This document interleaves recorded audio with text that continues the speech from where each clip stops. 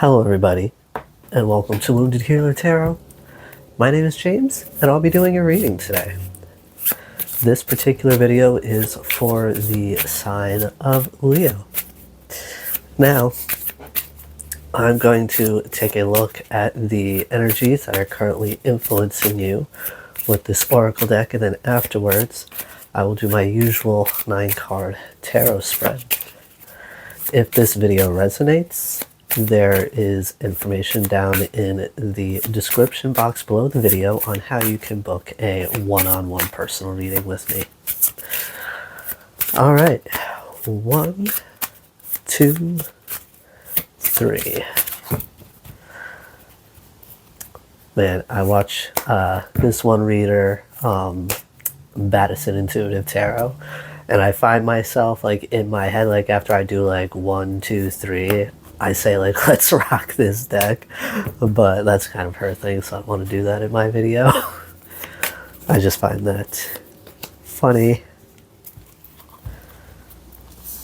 All right, so at the bottom of the deck here, we have the Gardens, Pause, Safety, and Secrets.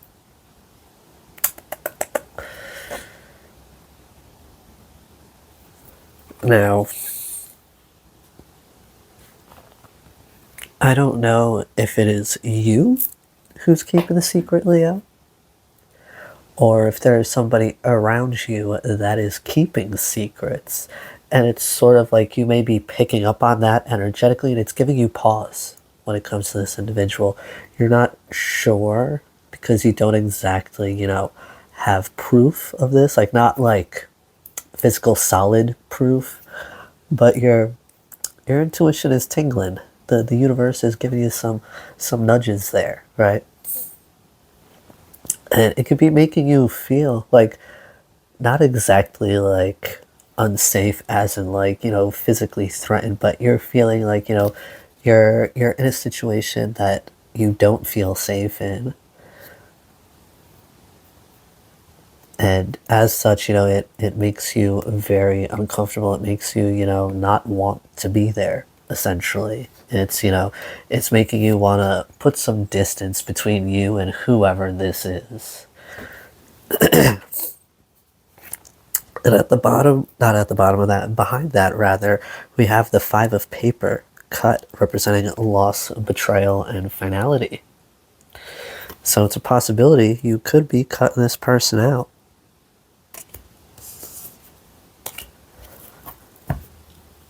All right, now we have the first card out here for the spread. We have the 5 of Thread, Needle, representing pain, shock, and trauma.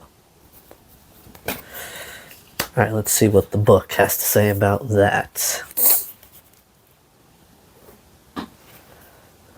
All right.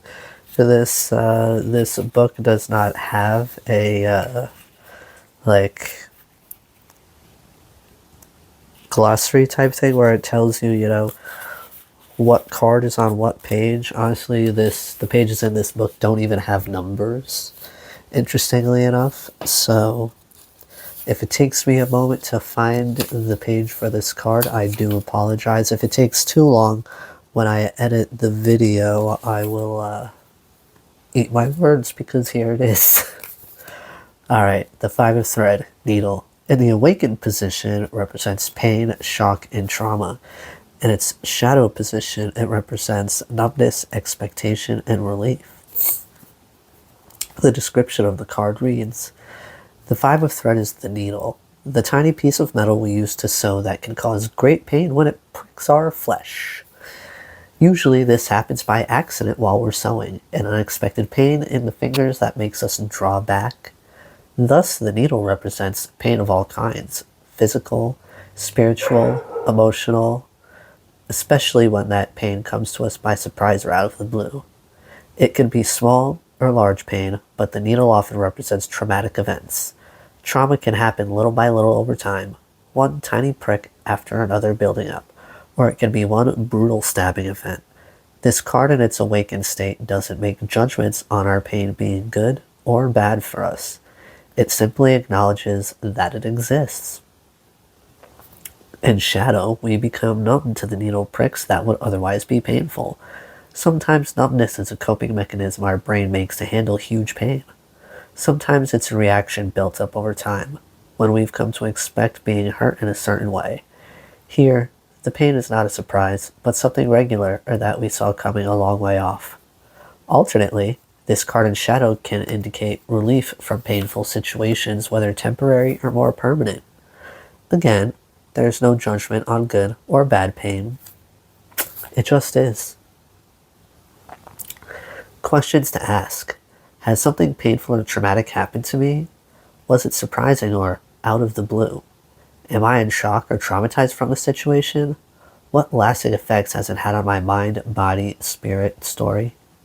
Do I feel numb about something that should be more upsetting? Was I expecting this to happen? Have I recently found relief from pain or trauma? What would bring me the relief I need? Excuse me. All right, now the next card we have here is the Waters. Relief, rejuvenation, and rest. So even though this situation, right, has this certain pain to it, this trauma background in a sense, whatever it is you're going through, it's not gonna last forever, okay? You're gonna be able to find relief. You will be able to rest and rejuvenate, recharge, okay? Now, in its awakened state, it represents relief, rejuvenation, and rest. In its shadow aspect, it represents difficulty, aimlessness, and thirst. The Waters represents a cool drink that settles our thirst and sustains our soul. After working hard, enduring so much, and putting in incredible effort, it's time to find your own little shady nook beside a stream and just rest. Engage in activities that make you feel refilled and calm, even if that activity is doing absolutely nothing. Yeah, I mean, I definitely get that. There's a lot of pressure in today's society to just keep going, keep going, keep going. Like, I'll rest when I'm dead. Like, no, that is not how you do this, because that's how you get dead sooner. You understand? Anyways. Simply floating on the surface of the pool, eyes closed, may be what you need right now. The waters are free-flowing and life-giving. Let it soothe you and bring back your depleted energies. In shadow, the water represents ongoing difficulties that we can't escape from yet. You may have to endure a little longer before you get a break. The water in shadow has dried up, leaving us feeling thirsty and tired without a means of relief. This may be a time during which you're seeking out rejuvenation, but can't figure out how to find it. Alternately, this card can indicate a feeling of aimlessness or being adrift as you're carried downstream by the waters without control over where you end up. You may long for a return to action, but aren't sure how to get to shore. Questions to ask. What do I find sustaining and thirst-quenching in my life right now? Do I need more of it? What brings me relief? What makes me feel energetic and rejuvenated after being depleted? What have I been enduring for a long time? Do I feel swept away by the current of life, unsure where I'm headed? What do I need desperately that I'm not getting? Those are some really good questions. I really enjoy that aspect of this deck, having those questions to ask at the end. I feel like they're very good for like insight on your situation without, sticking to the like specifics of the description of the card. Now,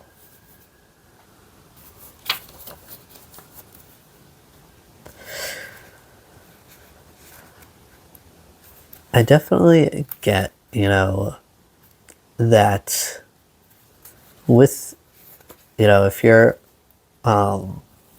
you're resonating here with the shadow aspect of these cards, I definitely get that you're in a situation where, it's a sort of pain, right, that you're used to. So you may not even recognize it as pain. It may just be like this annoying, like maybe like a bit of darkness, right? but you're used to it, which is why it's annoying instead of painful. And it's really been, causing you a lot of difficulty. And, with that comes the inability to really, you know, see anything being prosperous moving forward, which will create a sort of aimless attitude where you could just be wandering around just doing, whatever, right? Instead of focusing on one thing that would really fill you up and make you feel better. You've just gotten sort of comfortable in this bland feeling existence. And at the same time, it creates this like thirst for more, but because of the darkness, the negativity that you could be stuck in here, created by this numbness, a like lack of expectation, and not really feeling like relief is coming anytime soon. You may not feel like anything is going to change, but underneath all of that is this thirst to really just do something with yourself, with your life, to do something like for you that really makes you happy, right? Now, with these cards being in their awakened states, again, you could be aware of this pain and this trauma that you've been enduring. And because of this awareness, right, you could be seeking relief and rest, things that will, make you happy and bring you to a more like joyful place in life, to create a more, like joyful surrounding for you, environment. I mean, surrounding, what the heck? All right, now to get to the tarot portion here, let's see, what does Leo need to know at this time? What does Leo need to know at this time? I almost kind of want to sing that. Maybe, you're somebody who can enjoy singing or music. That could be something that really, takes your mind off of things, something that makes you feel good, feel happy.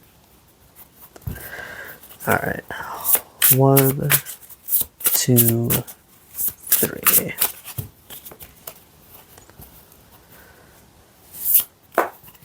One, 2, 3. All right. Ooh.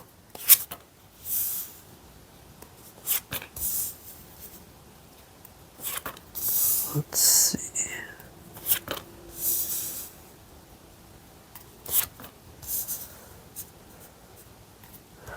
All right, so right away here, I definitely see a change coming. You're going to be like,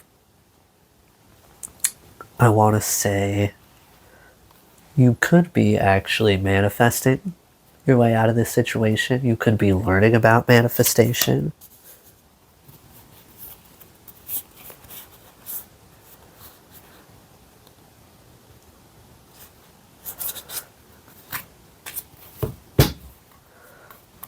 All right, so at the bottom of the deck here, we have the Ten of Swords.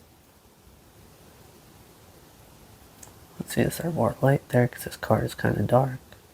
We have the Ten of Swords, the Page of Swords,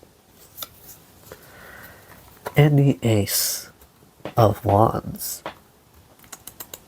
That's looking pretty good, I feel like, through this pain, this betrayal, you're really learning a lot about yourself here with the Page of Swords. You can also be, learning about communication. You could be working on communication here, because with this Ace of Wands here, there's something that you're really passionate about. You definitely see like a prosperous new beginning somewhere. There's something with potential. And I feel like that's what's really motivating you here to move away from, this situation that created this Ten of Swords energy for you. All right, now first up here we have the Magician, the Two of Pentacles, and the Three of Cups. So I feel like, you know, I feel like people, friends, you could even be out here meeting new people, making new friends, and that's what could help you, either become interested or find out about manifestation. But, I definitely feel like there's significance in connections here. More particularly friends, soul family, things like that. Now, with the Magician and the Two of Pentacles here, like, I definitely get that, you're manifesting balance here. You don't want to be juggling anymore. You want to, do things that bring a balance to you, to your life. And I feel like here you're going to find that with this Three of Cups.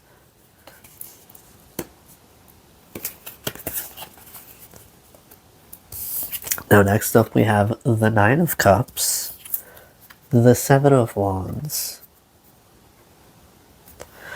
and the Strength card. Now, with that, okay, again, with this Nine of Cups to this Seven of Wands, there's like, you found what lights you up, right? I feel like, you found something, you found someone, anything, whatever that is in particular will be particular to your individual situation. But here, okay, I get that you're really like finding this, like, you're finding things that really light you up. You're finding things or people that you feel like you could be yourself around genuinely. You don't feel like you're being judged.